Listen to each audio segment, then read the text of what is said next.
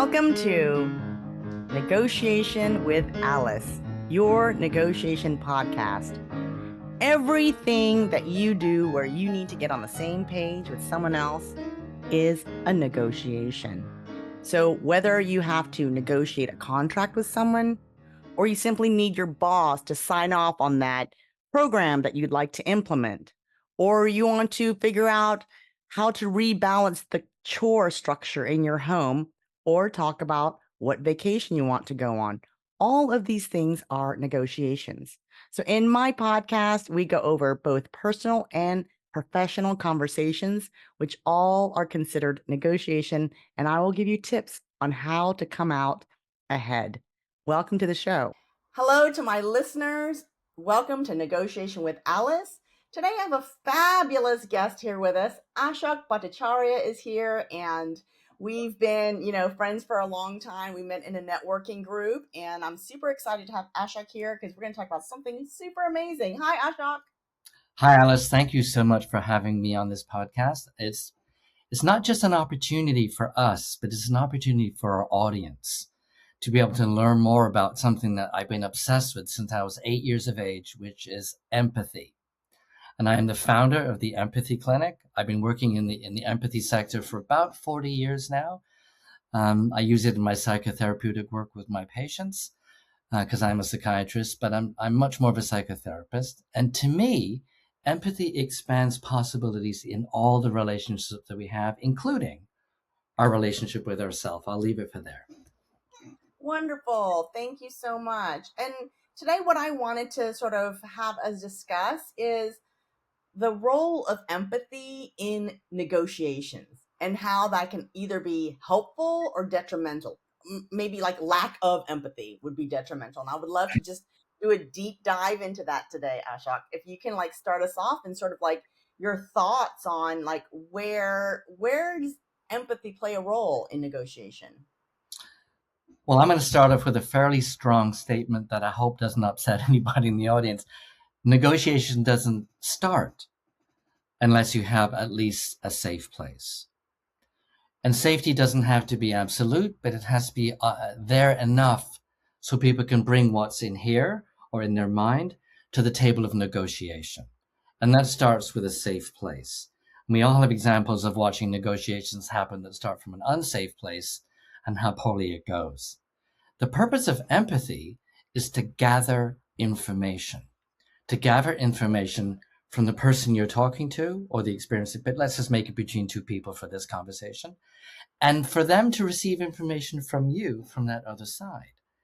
And when you have enough, I would call it a critical mass of information so you can begin to start the negotiation in that safe space, then the negotiation can actually start going on. But to me, it starts with building that moment of rapport, that creation of safety, the agreement of the context of what we're going to talk about, how we're going to talk about it. And that all requires some empathy skills. I'll leave it there. So now we've got a whole bunch of different kinds of negotiations. We have the mundane where it's like, hey, Ashok, what time are you available to do the podcast, right? That's a very small and simple one. To the kinds where you run into in the business world where it might be something like, hey, Ashok, you're my boss. I'm coming to you to negotiate, purchasing this new software. All the way to like more like heavier conflict, right? And I kind of want to like focus on the ones where there is heavier conflict, whether it's a divorcing negotiation, whether it's a workplace conflict negotiation, or even global negotiations where you have leaders from different countries who do not have trust with one another. They don't particularly like maybe feel safe, right? But that's all they have to, they have to get through these negotiations, global negotiations. But how do people create safety if they're already going in with an adversary? Like for me, as a mediator, I'm going in where already de facto there are two people who are divorcing, most likely have zero trust with one another. Like the trust has already been broken and is gone. Well, if I can just put up this tiny little slide here. Do you ever realize that the word us is in the middle of the word trust? Isn't that crazy? So I think even if the us is broken, the purpose of empathy is not to take sides with one side or the other. It's simply to gather information. And even if you and I were talking about war strategy, we would want to find as much as we can about our opponent. That's just helpful information. So if the idea is to gather information about, in this case, the adversarial opposing side, that is not the same as fighting it out over the issue of, well, you're right and I'm right. Well, you're wrong and I'm right. As much as I want to see your side of the story as much as I can so that I can understand and appreciate where you're coming from. Whether it's, so imagine an employee and a boss, and they're both doing well in their jobs. They need to know what their needs are and what their pain points are. So when they come together and the boss is thinking, I have to fire someone next week because our payroll is a bit tight. And the employee is thinking, my wife and I are having a baby, so I need to get a little bit extra money to pay for diapers. Those are their needs. Those are their pain points as well. But if that understanding of empathy, yes, I'm willing to work a lot harder over the next couple of months because my baby's not due until the end of the year. And therefore we can increase. See what I'm saying? We're looking at the other person's pain point. And then seeing that as a threat, you can see it as how can we work together to make that work for both of us. And that's the hard part. If we come from it in a defensive way, like you're attacking me, that pushes you off screen, as opposed to let's talk together, let's get on that same screen, and let's, at least in the conversation of let's create an us, so we can at least have a working relationship around gathering information. Am I being clear enough or no? Yes. So I have a very specific use case just so that people can kind of get, just more concrete about how to utilize what you're talking about or how to implement it. So, for example, very frequently, divorcing parents, they have the best interest of their child. So they have the us, the pain point that they want their child to thrive, to grow, to be successful, happy. However, very frequently, what they each think about what is in the best interest of their child is actually significantly different. For example, private school versus public school. And the argument might be public school allows them to go have diverse students.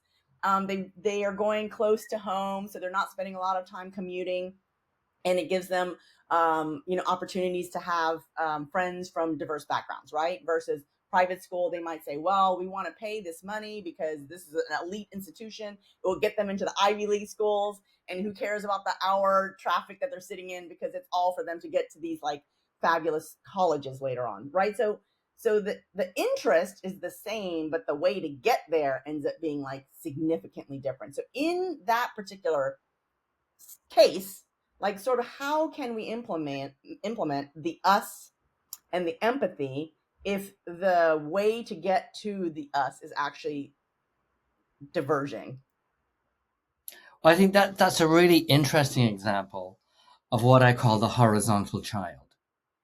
And this is a true story. I had a case where the couple were so adversarial at transitions for the child to be taken from one couple to the other.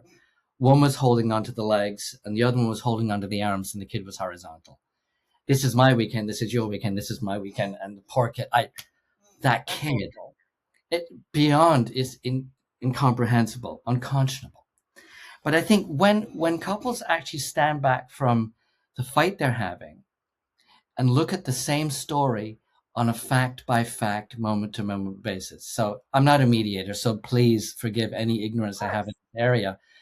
But I would have a big piece of paper, draw a line down it, and say that person's wishes for the child, that person's wishes for the child, and of course the child's wishes for themselves if they're old enough. And just put down points. And again, not to take sides with one or the other. And even in situations that it often does lean on one side or the other, that's just the way life is, because there has a decision to be made. But to make the decision so that both parties can see the value. And then if each point is given a value amount, well, that point is a 7, but that point's a 3. And at the bottom of it, they've got two numbers. It might be 51 against 52, right? But even that can help them realize, yeah, I see that is in fact best. And some people, No offense, but some people are just going to fight and they're just going to be angry with each other. And I don't want to talk about personality disorders in this meeting necessarily, but there's a whole other issue of what can happen. But I think looking at it, creating calmness in the moment for me. I do a lot of couple therapy over the years. If it gets uncalm, that moment stops when we have to come back to calmness. Because an angry adversarial mind isn't thinking as clearly as a calmer mind. And that can happen with one person, the other person, or quite frankly, oftentimes with both of them. And you're the clinician looking in this, whether the mediator or the therapist, you're thinking, heck, this is really hard on the heart, right? This is hurting my heart too. And we're not getting anywhere.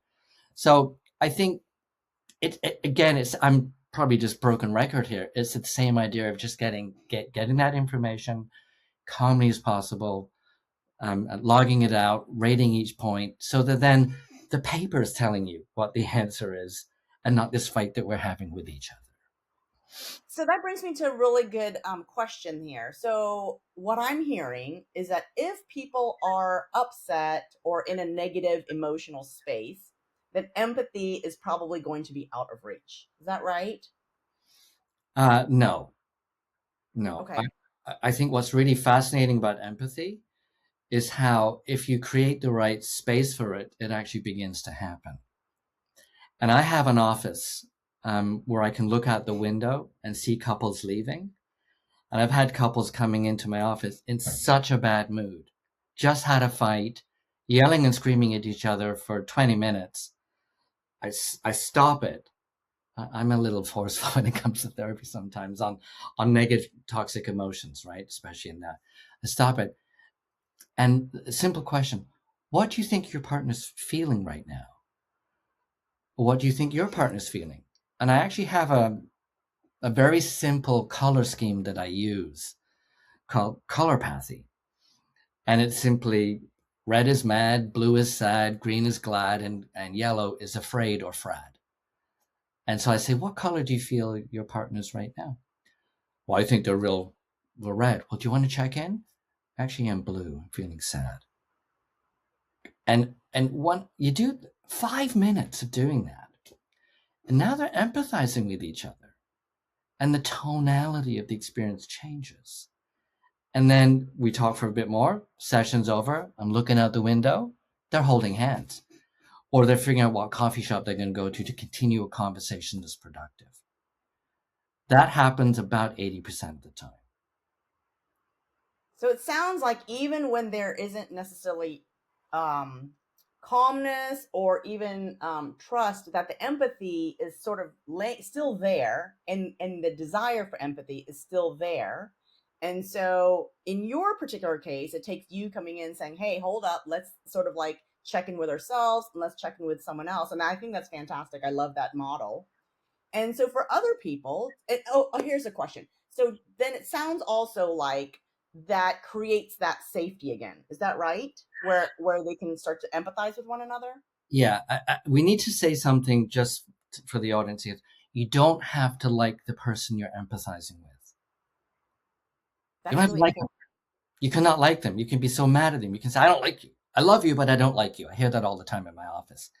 I say, you don't have to like them. You just have to understand where they're coming from. That's all. That's the purpose. And it's amazing how that soft, subtle insistence on let's keep working on this, right? The Grand Canyon was built with drops of water.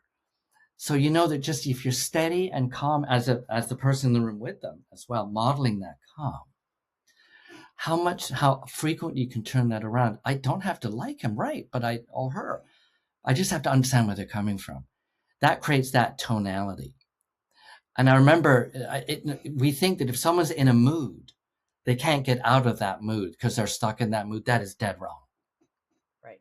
Because I watched my mom be really mad at me and the phone would ring and she's, oh, hello, how are you? And what? Right? We can change our mood very quickly. When I learned that and really bought into that, I said, I could do that as a therapist. I can be the agent of change of the mood of my clients right in front of me. Yes. And I think I'm not suggesting that mediators become therapists, but I'm saying that there's something very similar about sitting in a room with people who are in a position of contention and feeling helpless I don't know what to do here, like a hostage of the emotions in the room, or okay, let's just time out on this. Let's reset. Let's check in emotionally because I'm feeling really. I tell my patients how I feel. I said, I'm feeling really, really too stressed right now to even be thinking what you guys are talking about. Let's get back to that space as well. Kind of works. They have an oh, really moment. So if you've got people, not necessarily divorcing people or couples, just people who are generally negotiating in the workplace or whatnot, and if it's sort of starting to spiral or it's starting to get out, heated, like how do we get, without someone like you, a neutral person, right, a third party coming in to say, let's pause on this. I would like to ask two things for my listeners. One is, how do people recognize they're in the moment that things are going out of hand? Because sometimes people don't recognize until 30 minutes in. So how do they recognize that moment? And how do they, without a third party help, like whether it's a psychotherapist or a mediator, how can they de-escalate, get back to a place of empathy so that they can continue to negotiate without it going off the rails? So sometimes when I'm driving up north in the summertime, they have this sign up on a dial. And the dial is what's the possibility of a forest fire? Yep. How hot is it right now and the chance of it? And if it's like high alert, you can't even go into the woods, let alone go in there and have a cigarette. I don't smoke, but you know what I mean, do anything like that. Or kids aren't allowed to set it.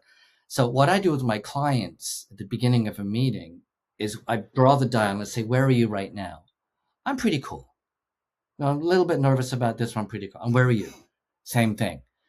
And I will stop them periodically, especially if it's getting, say, we need to check in where we are with that heat dial, like the possibility of things bursting into flames. Oh, right. I'm a 7 now. Okay. We need to get back to a lower number to go forward. I teach my clients to do that at home with each other. So when they're in conversation, it gets really hard to have a beneficial conversation with someone's face who looks like this. It's just not going to happen, right? Because that's already setting, we invented language 50,000 years ago. We've been around for 500,000 years. So for 450,000 years, we've just used our expressions to communicate every thought we have. So we're highly, highly programmed to notice our facial communications, our body language, the people who say, yeah, I love you very much, but they're shaking their head. The no will outweigh the yes. So that little heat check-in, simple idea. You can ask it repeatedly in the meeting. Where is everybody right now? 0 to 10, if you want that, super easy. Teach that super easy, because calmness versus that hijacked, amygdala, traumatized, sympathetic, stuff, you're not going to have as beneficial a meeting than if you can get people to a more less inflammatory, less inflammatory space. I love that. I love that idea. And, I think it's a good thing to, like you mentioned, to sort of set, so it's impossible to set that up in the midst of it, right? So like you mentioned, like to set it up prior to the conflict happening so that we know that we are going to be checking in, or we understand what this model is, right? Because if I'm already very upset with you and then you're already upset and no one has set up the framework beforehand to say, let's check in what number, I'm not going to be open to saying that if I'm already in the middle of yelling and have not been introduced to that framework, right? So human beings are, no offense to you, Alice, but we're extremely suggestible. And hypnosis is based on suggestion. So if you and I are practicing hypnosis on someone, we put them to sleep, but we forget to tell them what the wake-up word is. Oops. If we set the parameter at the beginning, if I say empathy at some point during this meeting, you will instantly wake up and be fully alert again, right? If we forget to say that, we haven't set the stage. So setting the stage, as particularly in meetings that are going to get contentious, that people are going to be off the rails possibly, that someone's going to maybe stand up and leave and slam the door. I've had that happen hundreds, the emotion of that happen hundreds. It's amazing how suggestible people are. If you tell them, where are you right now? We're going to check in later as well. It works like a charm. Like it works like 80% of the time. Yeah, it's really great. And I think, I always think that people should be setting up, ground rules, just like outside of therapy, outside of mediation, just set up the ground rules to say, here's how we're going to interact, especially if they're having negotiations or, discussions like this. So now that we talked about the sort of the how of bringing the emotions down a bit so that we can continue to show empathy to the other person, Ashok, can you share with my listeners, how do they do the what? The what is showing empathy. How do they do that? How do they communicate that they are empathizing with the other person? Empathy is perspective taking, and that's really all it is. You don't have to do anything about it. It's just gathering information. The purpose of empathy is to understand and appreciate the experience of somebody else from their point of view, not yours. So you're not in their shoes as you. You're trying to imagine them in their shoes as them. So you ask that. Tell me your story. What happened? How did that work for you? What solutions do you have for that? The perspective taking means that you don't interrupt. You don't start thinking how you're going to answer the question.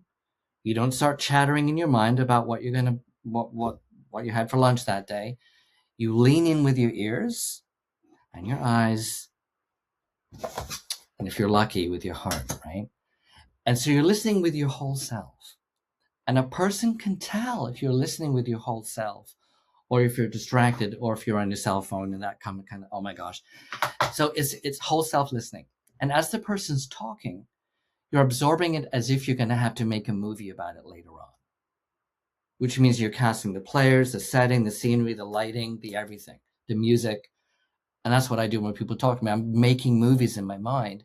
And then when they're finished and you haven't interrupted them, you reflect back that movie to them.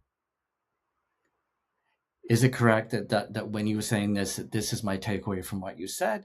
And if they're saying, oh my gosh, you listened to me. I feel heard by you. I feel that you took me in. You get it? Then that's empathy in action right there.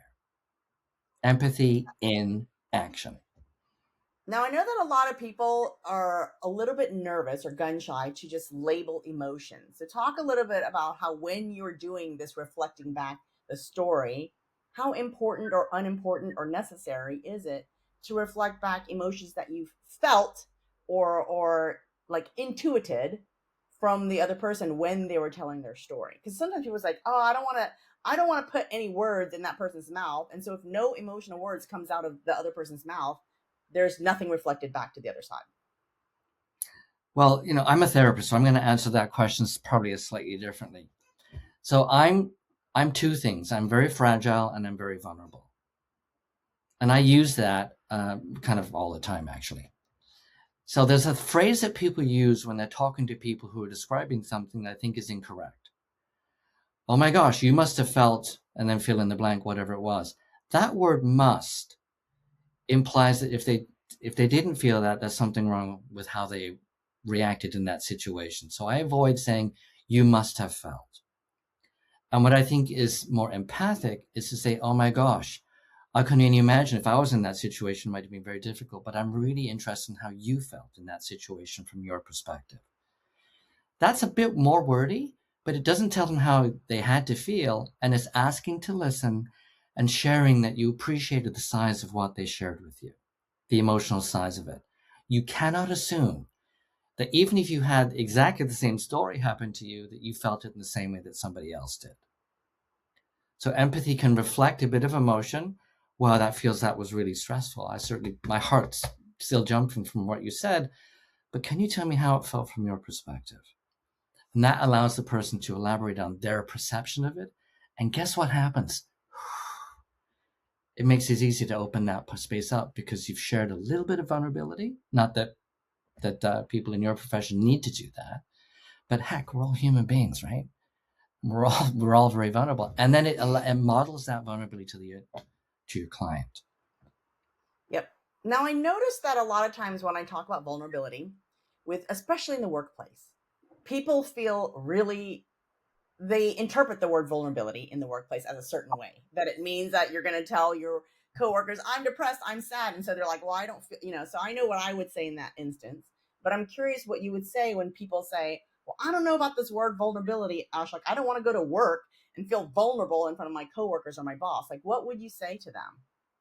I would say to them, the origin of the handshake is to demonstrate that you don't have a knife in your hand. And when people meet, and even if we don't have the same language, we want to make it prove that we're not in an attack mode, or we're not jeopardizing their safety, in other words. And so vulnerability is, if you meet someone and there's contention, we have a tendency to want to hold our hands up. So there's nothing in our hands that would be a threat to you. And the purpose of that is you're showing vulnerability. It's not the same thing as saying, oh my gosh, my emotions are crushed by what you're saying, and I'm going to bare my heart to you. Right. A little tiny bit of vulnerability, it goes a long way. Same with empathy. A little bit of empathy goes a really long way. You don't have to bare your soul to somebody, but even just saying to someone, I mean, I have pride in front of clients. They're saying something, I'm resonating, my eyes are welling up. I don't put on sunglasses. I don't leave the room and say, I don't need to go to the bathroom. I let it flow. I'm not sobbing, but they can notice. And I say, I'm noticing, I'm resonating very deeply with what you're saying. Am I showing vulnerability? Heck yeah. But you know what that does? It strengthens trust. Right. Because I always say that the parts of connection between two people are the parts that are vulnerable, right? Like you and I connect where there's vulnerability. You nailed it. Yeah. And intimacy, people talk about, how do I achieve intimacy? And I'm not talking about emotional or physical intimacy between two people. I'm talking about intimacy in a setting where there's private conversations is going to happen. We need to have a delicate conversation on private issues. Intimacy can increase the likelihood of that happening. And the door to intimacy has the word vulnerability written right on it. That's fascinating. And then we move on to the ability. So there's the intimacy piece, empathy piece, and then there's the ability to actually negotiate in good faith, because you've already established that trust via intimacy and empathy, right? Exactly correct. And so even with like workplace, like a lot of times when people ask me about vulnerability at the workplace, I always say there are appropriate professional emotions. Like, I'm nervous about getting this in on time. I want to make sure that you give me the data that I need on Friday afternoon, because I want to feel secure and confident that I'll be ready on Monday. Because if I don't get it on Friday afternoon, it's going to make me feel really nervous or really insecure that I will actually be prepared on Monday. Right? Yeah, I don't want to make this conversation about burnout necessarily, but one aspect of burnout is being unaware of your own vulnerability. And if you're not aware of your breaking point and then snap, off you go, then that didn't have to happen. And one thing I do in some of my lectures is give people a little wooden stir stick that you get with your coffee. Yep. And I say one instruction: bend this to just before it breaks. And this is a room full of type A personalities. They snap them. I said, no, it was to bend it just before it breaks. Right? It's hilarious to watch this, but I'm pretty good at it, so I can make mine almost a U. They get mad at me for that, of course. But the point is that you have to know your breaking point, and that's knowing your vulnerable point. And I think that's such a key thing to be okay with. Check in with yourself. Check in with, how am I feeling today? Am I having a great day? Is all my techno working or not? Is it going to be scary when we start? Or we can be able to calm that out. So I think checking in with that so that you can know, yeah, I'm feeling really robust going to this situation, or yeah, I need to be a bit careful. Just make sure I've got my spaces here. But being aware of your vulnerability makes it a lot easier also to be aware of somebody else's. So I love that, and I could probably talk a long time about knowing your own vulnerabilities and knowing your breaking point and whatnot. I want to focus a bit on, if you are not aware of that, what does that do for your capacity for empathy? If you're not aware of your breaking point, your capacity, or the fact that you're almost out of capacity. Well, a few things limit our capacity for empathy. Trauma limits our capacity for empathy. Stress limits our capacity for empathy. And pain limits our capacity for empathy. So if I came on this call today and I need a root canal and my tooth is really hurting, and you're saying, can you do this today? I said, yeah, let's just get through it. I'm just, pain can block us from being empathic. It's that simple. And so if I'm doing almost anything with anybody, the first question is, are you okay for this? Are you up for this? Can you do this today? If I've got clients who've got a migraine or something, I say, you know what? Why don't we just postpone it to a better moment for you? Now, I know that we're supposed to deal with stress, we're supposed to handle a certain level of it, but empathy requires you to be able to look past your stress.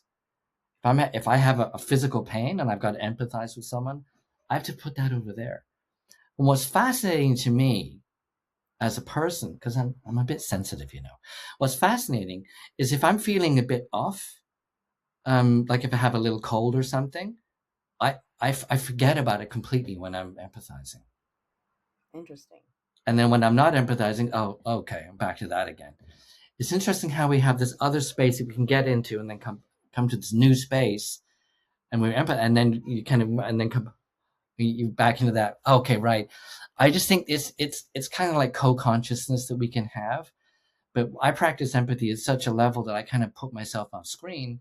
Then I'm not feeling my pain. I'm not feeling my whatever is bothering me. I'm not worrying about the things in my life that are stressing me out. It's just like I'm locked into this moment. And I kind of really like that because I get a little break from my own issues that sometimes come up at various times. So it's just amazing we have this space where we can really clarify and clear our mind and be present for our clients. So now, I heard you say that sometimes trauma can block your ability to be empathetic.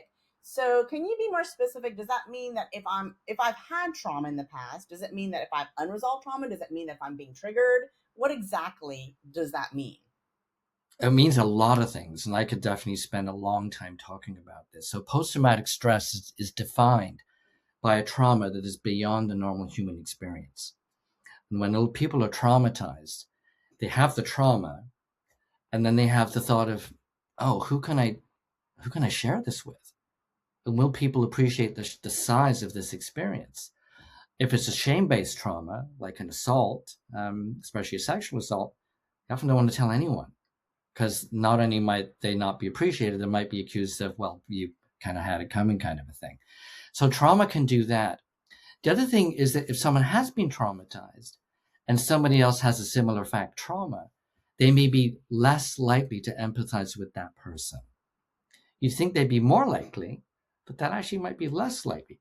Well, this happened to me and I didn't feel that, or I got through it. And so it's amazing that trauma can actually blunt our empathic capacity in this way, from either believing that no one's going to get our perspective, like what happens with trauma, or, yeah, I went through that and I'm not feeling what you felt. And that is that sympathy problem that can happen, that can lock it up and create some other issues. But I could say more about that, but I'll leave it there for now. Fascinating. Yeah, because I know, I'm sure many people have had those conversations where people say exactly what you said, which is, I went through that and I didn't have this response. So what's your problem? Right. And so I don't know if there is a like a response or a resolution if you're in a relationship. I don't mean necessarily romantic relationship, whether it's work or what have you, where someone delivers that kind of commentary when you're trying to be vulnerable and you say, look, this horrible thing happened. I'm kind of stressed out. I can't come to work tomorrow. And the response comes back as like, well, I experienced that last year and like I did not have to take work off. So I don't know what your problem is. Right. Right. So is there a way to either communicate or resolve or, you know what I mean? Like, so that there's more empathy, or is there just no way around something like that? Well, I have a twin brother. So theoretically, we have exactly the same feelings because we were raised in the same environment, right? That's just so untrue. And we're not polar opposites, but we can go to the same experience, come back from it, unpack the emotions, and they're very different. When something happens to somebody, the event happens, but it happens to them as who they are. And if we miss out on the idea of, well, who are you as a person this happened to, then that's a whole addition of information on what they're going through from a story that has similarities to somebody else's story, but it happened to them as a unique individual. And I've seen this time and time again. If I meet three people and they're all in the same trauma, I don't think they all had the same experience. The question is, how did that affect you? And we know this from those tragic situations where large groups of people are exposed to the same trauma, whether it's a school shooting or boat capsizing in with sharks and all the rest of it. And what's fascinating is not everyone has the same trauma response. Right. People have different, and that's got to do with the constitute resilience, their personalities, and a host of other things. So that's why there's lots of variation there. And so should someone try to, like, let's say I'm trying to get time off of work and you're my boss and you come back with a response that like, hey, Alice, I didn't need that. How can I negotiate something that I need with someone who is like not showing the empathy that I need because of the trauma response? Or is there a way to negotiate when someone's blocking the empathetic response that I'm looking for? Well, their task is to shut you off and limit the amount of communication you have with them. This is the hard no, and that's it. And our task as the counter bargainer is to create a space of understanding. Can I just have a 5-minute phone call you to mention some extenuating circumstances that are happening right now? My mom has Alzheimer's disease. My kid is in the hospital with a bad fever. My partner's out of work and it's all on me and I got to get home. There's other things I need to do too. When you add that all in and the boss is still saying no, then you have a toxic boss. Right. If the boss says, "Oh, I'm sorry that's going on," yeah, take an extra couple of days and let me know how that's going. Then that boss is not only giving you some time, they're buying loyalty and employee retention, because in the long run, that employee will work a lot harder for that boss who gives them a little bit of latitude in that moment. So it's bargaining for that empathic space. So I wonder if it would work in reverse. Let's say you're the toxic boss and you're like, Alice, that happened to me last year. I didn't have to take work off. So let's say I decide that I'm going to try to create empathy with you. And I say something like, Ashok, I understand that you went through this very same thing last year. I understand that you had a completely different response to it and that you were fine and you worked through it and it's fine. So now I'm trying to build the empathy with you versus having you build it with me. And then say, I'm a different person. I'm coming from a different place. So if I could just request this, even though you and I are different, like how would that work in a negotiation? I think it would work in a negotiation if this quotes toxic boss is capable of listening to a perspective other than their own. Because what we're really talking about is egocentrism. Some people cannot perceive something from an alternative perspective because they're egocentric. And I'm not naming names, but we all know that some people are like that. And so if the boss is like that, then I think that's when you need to have alternative strategies, like go to the HR person, speak to somebody else who are there for those very reasons that sometimes you cannot negotiate with that person. In a tiny, tiny startup company where the boss is like really stressed out, working 16 hours a day, has hired in three new people and want them to work as hard as they do, even though these people have lives, that might require a sit down. Like, can we have a sit down and talk about this? Awesome. And then the last thing I want to find out is like, so you talked a little bit about your work with couples and how they might come in, they're really upset. You do the checking in with each other, and then you see at the very end when they're leaving, they're a little bit, closer together. Their hearts are a little bit closer together, right? So the question is, what do you see happening in terms of their ability to negotiate and like once they check in with one another, right? What is the actual dynamic that shifts when they actually see how the other person is being affected emotionally by them or by the environment, what have you? Like when they do the check-in, what is that shift that you as a third party witness? Well, the shift is that they're no longer trying to hurt each other. They're trying to understand each other.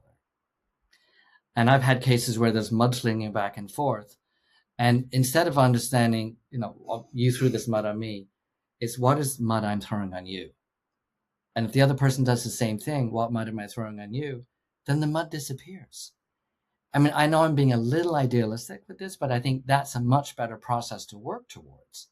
So if the goal is to hurt your partner as much as possible, and you can change that to, I want to understand you and appreciate where you're coming from as much as possible, that's the dynamic we're trying to change. And so basically, just even your question of asking it flips everyone's motivations, right? Like literally it does a 180, like instantly, it sounds like. It does a 180 instantly. It does that. And it Going generally, from let me harm you to let me understand you. yeah, it's that simple. Wonderful. This is so fantastic. And thank you so much, Ashok, for being on the show and Of talking about course. empathy. I think it's definitely something that everyone should be discussing. I do feel like there's a lack of empathy, just generally speaking, in the world these days. So hopefully, many people will listen to it. Ashok, if someone wanted to contact you, work with you, talk to you more about this, how can they reach you? I'm super easy. I'm on a platform called LinkedIn. I'm on there every single day. People can look at my profile. I post mostly about empathy and burnout and music because I'm a musician, at least 3 times a week or more, and I comment on people's posts. And if people get on there, connect with me and DM me, I'd be very happy to connect that way. And I have a website called theempathyclinic.com. That's another way. Thank you, Ashok, for being with us today. Thank you, Alice.